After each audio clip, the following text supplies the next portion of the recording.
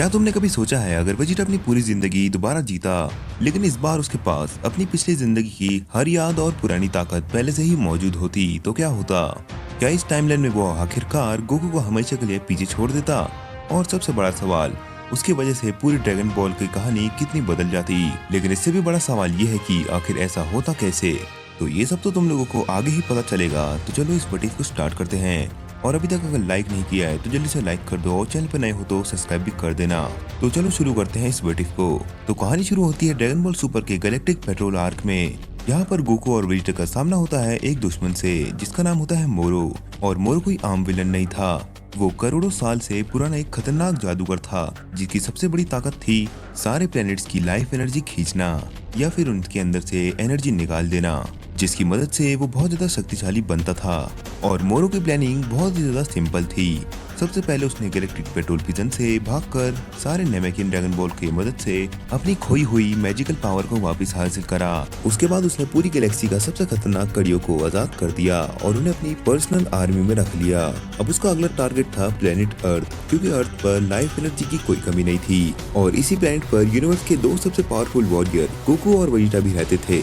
और मोरो बिल्कुल ऐसा ही करता है, वो प्लेनेट अर्थ में जाता है, गोकू और वेजिटा से फाइट करता है। लेकिन जब मोरो को लगता है कि उसकी हार पक्की है, तब उसने अपना सबसे खतरनाक दाव खेला।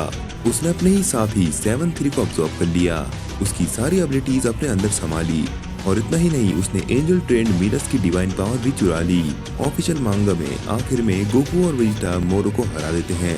लेकिन असली जीत की सबसे बड़ी वजह बनती है ऊब, जो कि किड बू का ह्यूमन रिकॉग्निशन है। ऊब की दी हुई गॉड की वजह से गोकू एक बहुत ही बड़ा सा एनर्जी का अवतार बनाता है और हमेशा के लिए मोरो को खत्म कर देता है।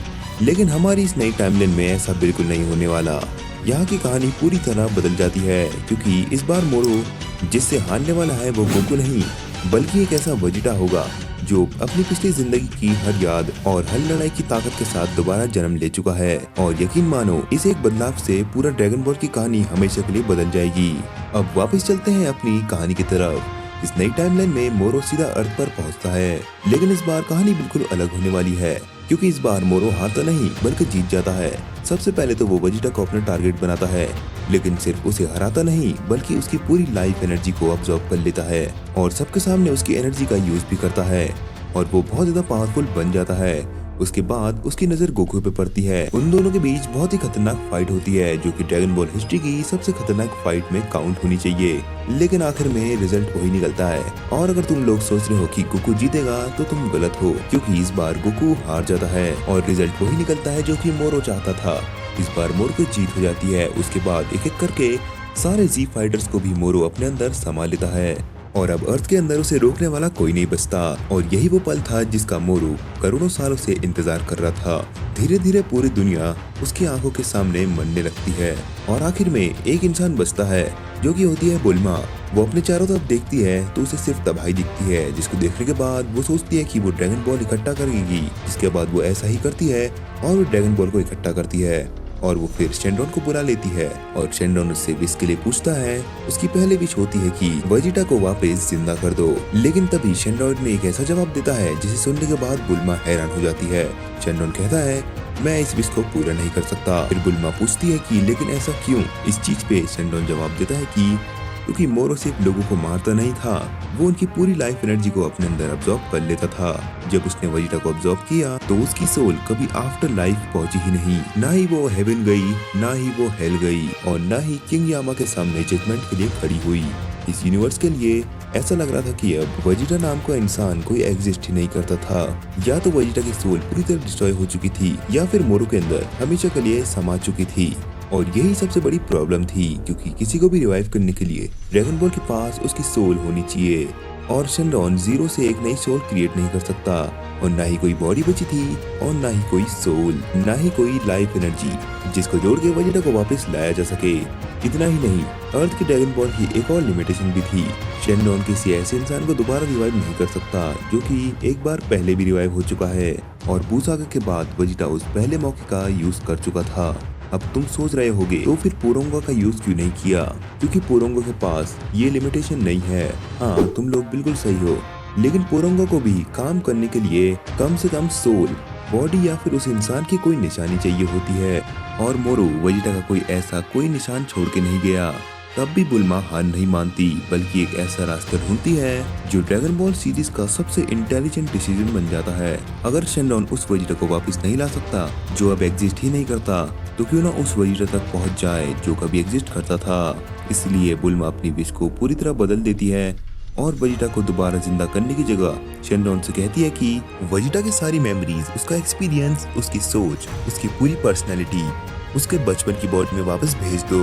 यानी इस बार शेनलॉन से किसी नए इंसान को बनाने की विश नहीं मांगी गई, बल्कि टाइम में पीछे जाकर पुराने वेजिटा को उसके फ्यूचर की सारी मेमोरीज और पावर को देने की विश मांगी गई।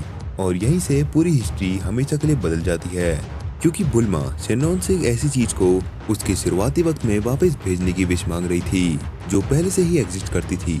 यानी कि ये किसी को दोबारा जिंदा करना नहीं था, बल्कि टाइम के साथ छेड़छाड़ करना था। और हैरान की बात यह है कि शेनलॉन ऐसा कर सकता है, इसलिए वो बुल्मा की विश को पूरी कर देता है। अब मुझे पता है कि तुम लोग में से काफी लोग सोच रहे होंगे कि रुको, क्या इससे टाइम पैराडॉक्स नहीं बन जाएगा? अगर वेजिटा पास्ट में जाकर हिस्ट्री बदल देगा तो मोरो कभी जीतेगा ही नहीं। अगर मोरो नहीं जीतेगा तो बुल्मा कभी ये विश नहीं मांगेगी, और अगर बुल्मा ये विश नहीं मांगेगी तो वेजिटा पास्ट में कैसे जाएगा? लेकिन ड्रैगन बॉल इस सवाल का जवाब पहले ही दे चुका है। हमें कोई नया टाइम ट्रेवल रूल बनाने की जरूरत नहीं है, क्योंकि इस सीरीज में हर बार जो भी कोई पास्ट में गया है, चाहे फ्यूचर ट्रंक्स हो, गोकू ब्लैक, ज़मासू, हर बार एक ही रूल अप्लाई हुआ है। पास्ट को बदलने से पूरी टाइमलाइन मिटती नहीं, बल्कि एक बिल्कुल नई टाइमलाइन क्रिएट हो जाती है। पुरानी दुनिया वैसी की वैसी ही रहती है, और जहाँ हिस्ट्री बदलती है वहाँ से एक नई ब्रांच शुरू हो जाती है। और ये चीज विस और बीरस भी एक्सप्लेन कर चुके हैं। इसका मतलब बुल्मा की जो विश थी, उससे बुल्मा की दुनिया तो नहीं बसती जहाँ मोरो ने सब कुछ खत्म कर दिया था। वो टाइमलाइन अब भी एग्जिस्ट करती है, लेकिन उसी पल जब बेबी वेजिटा पैदा होता है, उसी वक्त एक नई टाइमलाइन का भी जन्म होता है, जहां शुरुआत से ही एक बच्चे की बॉडी में फ्यूचर वेजिटा का दिमाग मौजूद होता है। और यही इस कहानी का सबसे इमोशनल हिस्सा छुपा है, क्योंकि जिसने ये विश मांगी उसका इससे कोई फायदा नहीं होता। बुल्मा की अर्थ फिर भी खत्म हो जाती है, उसका पति फिर भी वापस नहीं आता, मोरो फिर भी जीत जाता है, और उसके अपनी दुनिया में कुछ भी नहीं बदलता। और उसने अपनी प्लेनेट की आखिरी विश को खुद को बचाने के लिए नहीं, बल्कि एक इंसान को एक आखिरी मौका देने के लिए यूज की, जिसे वो सबसे ज्यादा प्यार करती थी, एक ऐसी टाइमलाइन में जिसे वो खुद कभी देख नहीं पाएगी। और फिर बुल्मा बिना ये जाने कि उसकी ये विश पूरी हुई या नहीं, और उसी वक्त उसके ऊपर एक बड़ी सी एनर्जी बॉल आके लगती है, जिससे वो हमेशा के लिए दुनिया छोड़ के चली जाती है। लेकिन अब चलते हैं उस नई टाइमलाइन की तरफ, जहाँ पर सब कुछ बदलने वाला है। वेजिटा अचानक से अपनी आंखें खोलता है और फिर वो घबरा जाता है। उसकी चारों तरफ गरम गाढ़ा हरा लिक्विड भरा हुआ था। उसके चेहरे पर एक छोटा सा ब्रीदिंग मास्क लगा हुआ था, जो साफ बता रहा था कि ये बॉडी उसकी नहीं है। वो एक सेन मेडिकल पॉट के अंदर था। वो ठीक से हाथ भी नहीं हिला पा रहा था और वो बोल भी नहीं सकता था। और उसके बाहर खड़े लोग उससे बात करने की जगह उसके बारे में बात करने लगे थे। जब आखिरकार उसे पॉट से बाहर निकाला गया तो वेजिटा को बिल्कुल भी नहीं लगता है कि उसका एक नया रीबर्थ हुआ है। उसका पहला ख्याल था ये मोरो का कोई इल्यूजन होगा, क्योंकि मोरो एक बहुत ही खतरनाक जादूगर है, और उसे याद था कि आखिर बार मोरो ने मिरस की पावर चुरा ली थी। अगर उसके पास एंजल जैसी पावर है तो ऐसा इल्यूजन क्रिएट करना उसके लिए इम्पॉसिबल नहीं था। इसलिए वेजिटा इंतजार करने लगा कि कब ये सपना टूटेगा, कब ये दीवार गायब होंगी और उसके सामने मोरो खड़े होकर उसका मजाक उड़ाएगा। लेकिन ऐसा कभी नहीं हुआ। समय बीतता गया, कुछ साल गुजर गए। अब वेजिटा चलना सीख चुका था। रीबर्थ के बाद पहली बार उसे अपने पैरों के नीचे प्लेनेट वेजिटा की हैवी ग्रेविटी महसूस हुई, और तभी उसकी नजर रूम के एक कोने में खड़े एक इंसान पे पड़ती है। उसके पिता किंग वेजिटा, जिस इंसान को वो सालों पहले मरा हुआ मान चुका था, वो आज उसके सामने जिंदा खड़ा था।